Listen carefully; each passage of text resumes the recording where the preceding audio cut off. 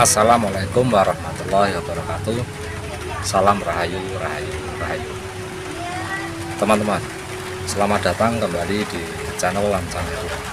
Saya berharap bahwa teman-teman dalam keadaan baik saja agar kita bisa bersama-sama menyelami cerita sejarah di masa silam, yaitu sejarah Nusantara yang sangat menarik untuk kita ikuti secara bersama-sama.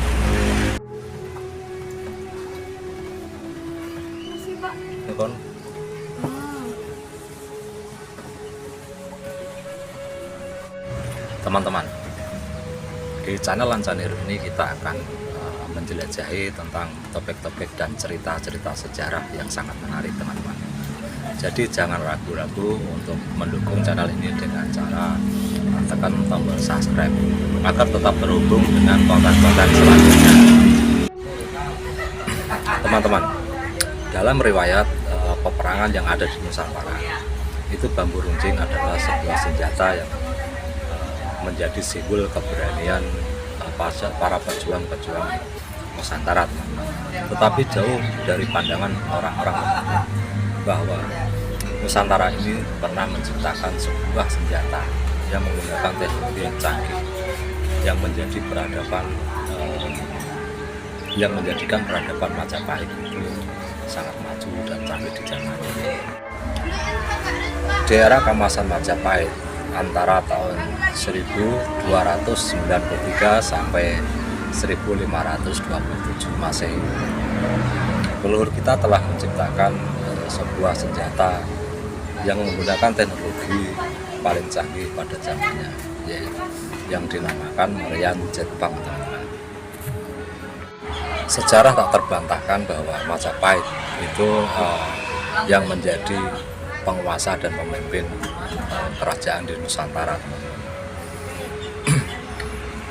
Semua ini berkat dari kecanggihan teknologi yang mereka punya, yaitu pembuatan senjata yang dinamakan jetbang ini secara massal dan dengan berbagai ukuran.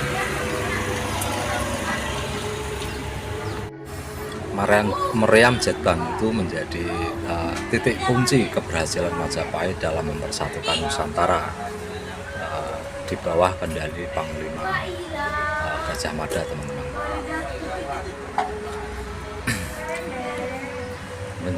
Teman-teman, menilik ke asal mula meriam jetbang ini bermula dari kedatangan pasukan Tiongkok yang dipimpin oleh Jenderal Ikemese yang memperkenalkan meriam ini kepada Prabu Wijaya dan dipelajari secara lebih lanjut oleh Mahapati Gajah Mada.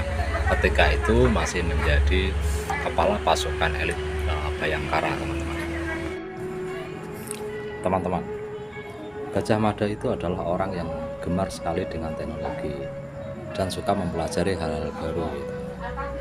Dan dengan datangnya Jenderal Ikemese dengan pasukannya yang mengepung pasukan Jayakatwang pada waktu itu Gajah Mada mempelajari senjata meriam dan menciptakan senjata misiu untuk pertama kalinya di Nusantara, yaitu meriam jetbang.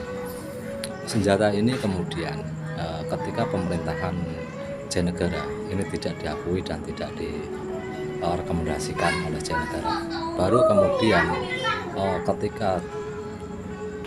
ketika Raja Tribhuwana Tunggadewi naik tahta, barulah meriam jetbang ini mendapatkan dukungan penuh sebagai senjata angkatan bersenjata bagi pasukan kerajaan Majapahit, baik itu yang angkatan darat maupun yang angkatan laut. Teman-teman, ketika Tribhuwana Tunggadewi naik tahta dan Gajah Mada itu diangkat menjadi Mahapati Hamengkubumi, maka semakin lengkaplah dukungan Tribhuwana Tunggadewi terhadap gagasan Gajah Mada.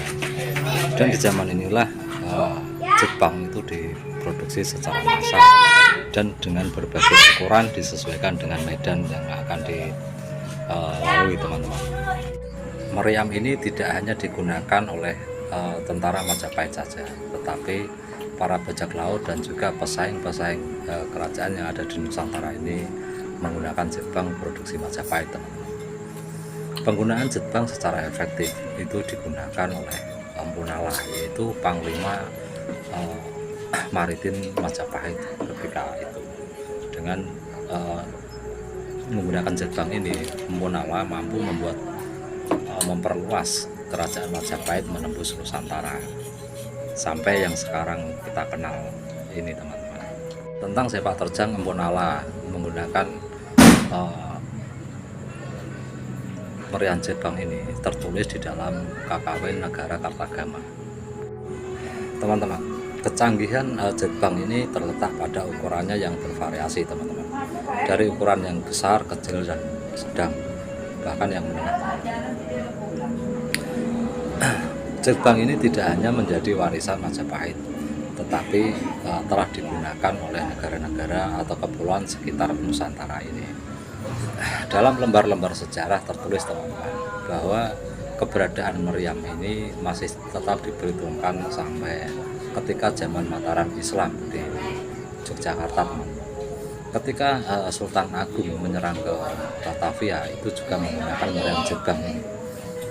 Tetapi keberadaan gerbang ini mulai dilupakan orang di dalam sejarah. Bahkan kita sering beranggapan bahwa meriam itu adalah senjata produksi dari orang-orang Eropa yang dibawa oleh penjajah masuk ke Indonesia. Tetapi sebenarnya fakta menunjukkan bahwa gerbang itu adalah meriam produksi Majapahit yang diprakarsai oleh Mahapatih Gajah Mada. Teman-teman, upaya pemeliharaan terhadap gerbang ini terus berlanjut. Terbukti dengan museum-museum yang ada di Indonesia ini banyak sekali yang menyimpan meriam ini. Ciri khasnya adalah meriam yang terbuat dari bahan perunggu. Selain bambu runcing, kita itu memiliki senjata produksi dari Nusantara sendiri, yaitu meriam gerbang, teman-teman. Sebagai negara maritim, itu Majapahit itu terus perlu memperluas atau mempersenjatai pasukan, terutama angkatan lautnya, untuk menjaga keamanan di wilayahnya, teman-teman, dan terus berinovasi. Salah satu bentuk inovasi ini adalah pembuatan meriam gerbang sampai ke variasi-variasi. Warisan gerbang itu masih bisa ditemukan di dalam budaya dan sejarah Nusantara, teman-teman, terutama sejarah Majapahit.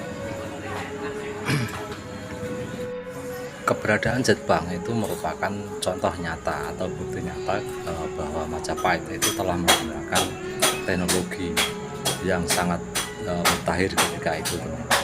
Bahkan negara-negara lain, bangsa-bangsa lain belum menggunakan meriam, kita sudah memilikinya. Satu-satunya negara yang telah memiliki meriam sebelum Nusantara itu adalah Mongol. Orang Majapahit itu mengenal meriam itu atas kedatangan Indonesia ketika mengepung tentara pasukan dari Jayakatwang, dan hal itu oleh Gajah Mada itu dipelajari dan kemudian menciptakan senjata yang lebih inovatif daripada meriam yang dibawa oleh Indonesia. Ini menjadi bukti bahwa kita Indonesia itu telah memiliki warisan pemikiran yang sangat cemerlang ketika itu. Teman-teman, sampai di sini dulu apa yang bisa saya sampaikan, dan terima kasih sudah mengikuti video ini, teman-teman. Mudah-mudahan teman-teman bisa terhibur dan bisa menyelami cerita sejarah ini bersama Lancaneru. Jangan lupa untuk aktifkan loncengnya, teman-teman, agar tidak ketinggalan video-video uploadan terbaru. Sampai jumpa di video yang akan datang. Wassalamualaikum warahmatullahi wabarakatuh. Salam Rahayu, Rahayu, Rahayu.